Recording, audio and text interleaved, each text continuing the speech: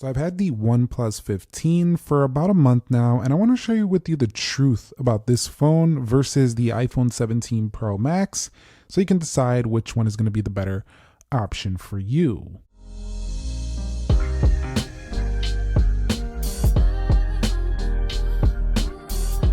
So what is up, guys? Nick here, helping you to master your technology. Now the OnePlus 15 actually will be available for pre-order today in the US, and it is going to be giving you a trade-in offer up to $899 off this device, depending on which device you are trading in.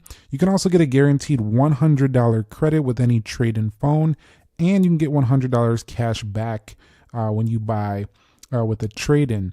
This also does give you a student discount potential if you're a student, and you can also bundle up to 30% off accessories. Now, OnePlus did originally send this out for the unboxing review, which I already did, but this video is my own right here. We're going to do a quick comparison between these two devices because I think the OnePlus has been the 15 has been really an exciting phone to use. And the OnePlus 15 for the 512 gigabyte does come in at $999, but the iPhone 17 Pro Max at 256 gig storage actually starts at $200 more at $1199.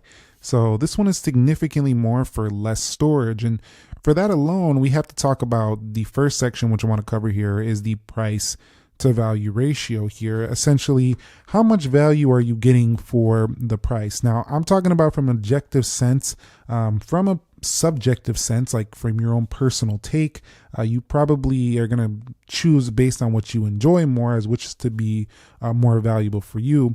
But purely from what they offer for the price, I think the OnePlus, of course, is the better value, and here's why.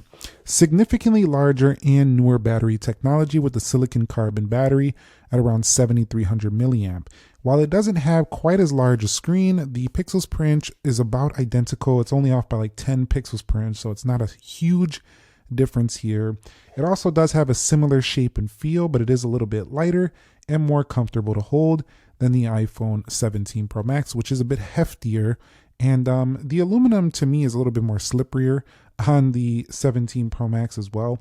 Doesn't mean that the design is better on either, but for the money, I do think you're just getting better value. There's a triple 50 megapixel camera as well. This is a triple 48 on the right. And the OnePlus 15 is also a faster phone. We already discovered that in the speed test comparison, which I did, which I'll leave linked down below in the description. Now, a month later, I prefer the design of the OnePlus 15 in this comparison. And the reason why is the phone itself, to me, just looks a little bit more minimal, a little bit cleaner, and it kind of reminds me a little bit more of what Apple was doing prior to the 17 Pro Max with like the 16 Pro Max. It kind of looks a little bit more similar to that. It's also very durable, and it does have a ceramic feeling back, micro arc oxidation on board as well. The device just feels very durable. It's an IP69K rating, so this thing is actually even stronger than IP68. It also has that certification as well. But essentially what it feels like is a device that, while it doesn't stand out as much as the OnePlus, I think 13 did, the actual feel of it is comfortable. It's a good 6.7 inch size. The back feels premium. This is a little bit sharp, this area, but it's just simple and clean. It just feels nice to hold. That's the best way I could put it. The back definitely feels nice as well in the sandstorm color option. Now, iPhone does what it always does. It stands out for being this cosmic orange color, really showing you that this is the latest iPhone. And to me, the two-tone look is definitely nice. It's a different change. But personally, I preferred the cleaner look of the 16 Pro Max. But some people are going to really disagree with that, and that's okay. We all can have different opinions, but at the same time, the tried and true look is kind of still remaining here, with the camera lenses looking about the same. They did bring the LiDAR and the flash over for the camera plateau, but generally, this design to me is just a little bit more going on. I prefer more minimal and clean designs. That's just my personal take. A month later, though, both of them are really gorgeous devices. Either way you go, you're not going to be getting anything bad whatsoever. But this is only IP68. This is IP69K, so that's a little bit better of a certification. And this aluminum to me is slippery. I already dropped it once, like right there. And I did have a case on it before you say, why are you using that phone without a case? That's what's going to happen, bro. No, it wasn't the case. It hit the pavement, the case came off, and it still hit the thing, the side of the phone anyway. But it's funny because even with a case and it barely making contact with the pavement, it still dented the phone. So I'm like, I don't get it. Like that to me, that probably wouldn't have happened on the titanium build device over there. But from a durability perspective, design, they're both really strong here. A month later, I do have to state when it comes to the displays, they are very, very closely matched. But I do like the iPhone's 6.9-inch size. I also like that it's a brighter panel and it is a little bit sharper. I do notice it because I do pixel peep, and most people don't, but I pixel peep because I'm doing tech reviews. But the OnePlus, its PWM rating makes it easier on the eye for a lot of people. In addition, I do like the 6.7 for daily feel in the hand. It does feel more comfortable, but I just feel like 6.9 is pushing your 7. I would like to see a 7-something inch phone just to see if that would be way more productive. But I find myself to feel like I have a little mini tablet the larger the screen goes. So I preferred the iPhone's screen overall here. But when it comes to the actual animations and the smooth factor, the OnePlus 15 actually feels nicer to me. Also in gaming, I will pick up the OnePlus 15. It's more fun to game on because it does have this nice gaming section right here where you can tweak everything. In addition to that, it does really good with the thermals, and it has 165 hertz support in Call of Duty and some other titles that support that. Connect this to a gaming controller, it's also really good. In addition, because it's lighter, it's a little bit more enjoyable to hold when playing long sessions, and that punch hole right there doesn't really get in the way as much as Dynamic Island. So for that area display, I prefer that phone. I prefer this phone when taken outdoors. It has a brighter panel. I prefer it when it comes to media consumption because it's a larger screen.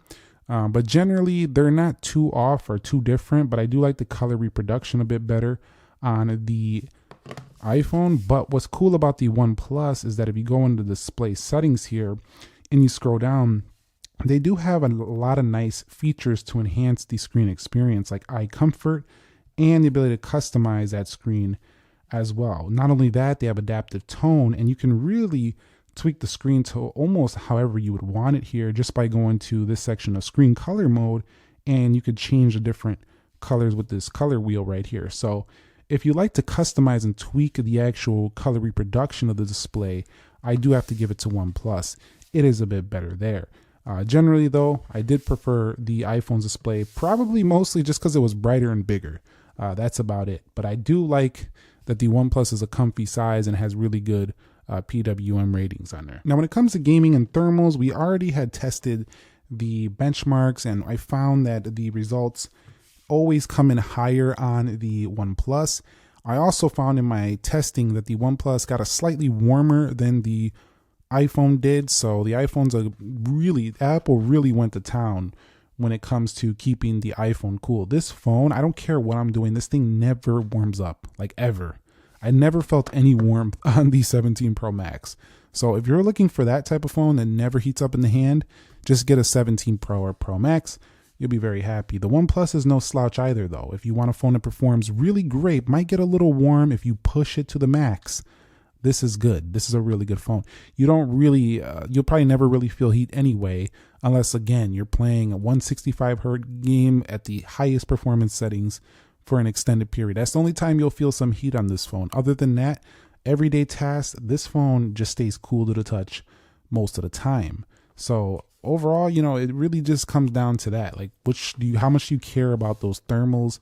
When it comes to gaming though, pick the OnePlus for the 165, pick the iPhone for the best absolute thermals if that's what you're looking for. So when it comes to cameras, when you look at these two, you would think that they're pretty similar, and you would be actually quite right. They do have kind of the same type of features.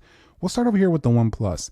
Now the OnePlus has this Detail Max engine. Essentially, this thing like sharpens photos after the fact, processes them with computational photography, and the results look very clear. As a matter of fact, I think some of the photos actually turn out a bit clearer than the iPhones do, like just right out of the gate, just after the processing. However, the actual color reproduction and the actual consistency I find to be better on the iPhone for photography. This phone also can zoom a little bit further than the iPhone though, so if you do want more zoom, you can get it here, 120 times zoom. That's significantly further than the 40x over here. But of course, anytime you zoom at those distances, the digital noise that does become present will actually reduce overall quality. So I don't tend to prefer to zoom extremely far unless I'm absolutely trying to see something very far, like a building or some kind of like, thing that's way off in the distance that I'm trying to capture.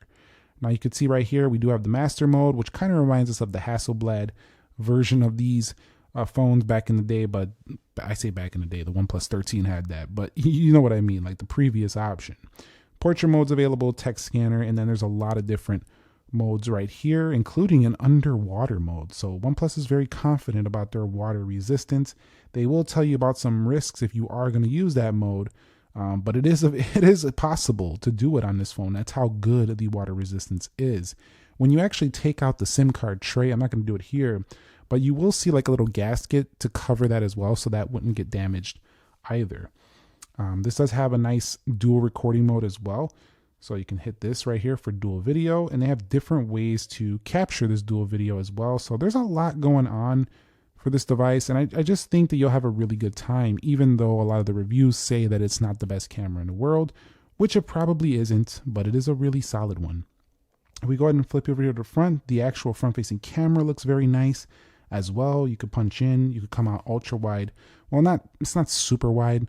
The iPhone's is very wide, but it has a really strong front-facing camera as well. This also has capabilities of doing 8K video at 30 FPS. So you could say from the spec sheet, this is better. At the end of the day, a month later, I've been very happy with that triple 50 megapixel setup.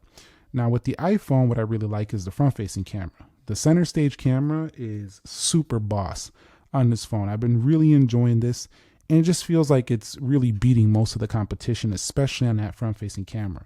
Now, if we go over to video, you can also use the center stage on that as well. If you want, you can also do dual capture on the iPhone as well, if that's something you want to do.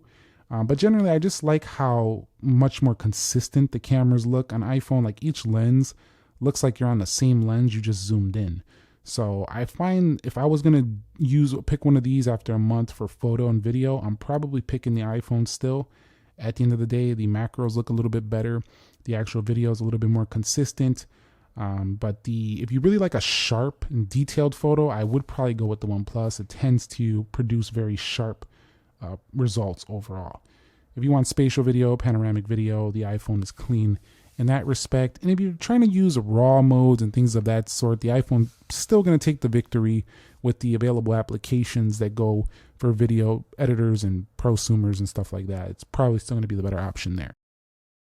When it comes to the battery life, you're going to see that we do have a 7300 milliamp hour battery, silicon carbon, but what does this even mean if you don't get a great battery? Here's the thing though, the OnePlus 15 gets ridiculously good battery. The actual capacity of this battery is going to probably not last as long if you're doing all the super VOOC fast charging all the time. Like what I mean is the actual battery will probably lose some of its health faster than the iPhone because it's slower charges on the right, but you could always just charge with a slower charging options. And they do have different ways to protect that battery for a longer lasting experience. If you would want, you can go right here to charge settings and you could put on some of these different modes here to help you out. You can also go to power saving modes as well if you want to make that battery last a little bit longer. And you can also see your capacity here on the OnePlus as well. At the end of the day though, in the real world practice, a month later, the OnePlus continues to impress me. This is the best battery phone I've ever used for a regular flagship smartphone. The iPhone over here, still using the older battery technology. I want to see silicon carbon for the future iPhones, but we're still not there. I'm at about 42 cycles, which ain't much, but still, we have really good battery here as well. It has been a little bit weaker on 26.1. I'm hoping the next update will restore its glorious battery, but the iPhone 17 Pro Max still doesn't let me down. I can easily go a day and a quarter with my use. Most people could do 2 days on this, so this is really good. But if you're a 2-day user on this, you would get 3 days on the OnePlus 15. So the OnePlus 15 definitely lasting longer. It's much bigger, so it should, but it also charges a lot faster. So a month later, it's no contest. It's the OnePlus 15. So when it comes to the software, the OnePlus, a lot of people have said kind of looks a little bit like the iOS experience. I tend to agree in certain departments. Like for example, this category section, that does look a lot like app library. But in the real world practice, they do have their own custom software here. So it definitely doesn't look exactly like that over there. If we go here to wallpapers, you'll see they have different styles and icons, and you could really change the look to where it looks nothing like that. So I don't fully agree with that. I did put the icons on classic, and I tweaked them up so they did kind of match the rounded look here, just for a clean looking thumbnail. That's why I kind of put it like that. But you can see, you can go in here and you can have the app drawer, or you can have the iOS style of thing as well. So if we go over here to categories, you'll see them right there. They have the recently used apps. And what's really, really nice about the Oxygen OS is that they have included now a lot more AI features here with the OnePlus AI, but it's just so smooth. I mean, everything, just the way it feels, it's a very, very great device. It's one of those software types that you got to like use it to actually know what I'm talking about. Other than that, you know, it kind of is still at the core, it's the Android experience. You know, Google Play, all your Google services are going to be on board, so you're not going to have any issues with that. And other than that, you know, I think you're going to get on pretty fine with this phone. You can hold over here for Gemini. You can also hit this key over here to access your silence switch. And they do have this mode up here that kind of looks like Dynamic Island. That works with multiple things as well. But you can enable the plus key. You can also enable different features within the plus key. So that's kind of similar to the action button on the iPhone, but the way they have this set up looks a little bit different. At the end of the day, I'm pretty happy a month later. I think it's a smooth, clean software with just a few enhancements that make it more fun to use than like a stock or a vanilla version of Android. Now iOS, well, it's iOS. We hear about iOS all year long. We know pretty much everything about it. You know, the clear liquid glass icons, all this jazz. Like it's good. You know, it's a lot more customization than we used to have for iOS. I like the consistency of the liquid glass. I like how the control center matches up. And I do like how the widgets also match up with the icons. Everything just looks incredibly consistent on here. And I think OnePlus does a good job with that as well. Everything is starting to look very consistent over there. At the same time though, iOS still stands out as being a more tightly controlled system, all app more in sync with everything around it. If you have a Mac, an iPad, a watch, and almost any other software out there, it feels very locked down though. So if you want a little bit more freedom, you're still going to want to go to the OnePlus.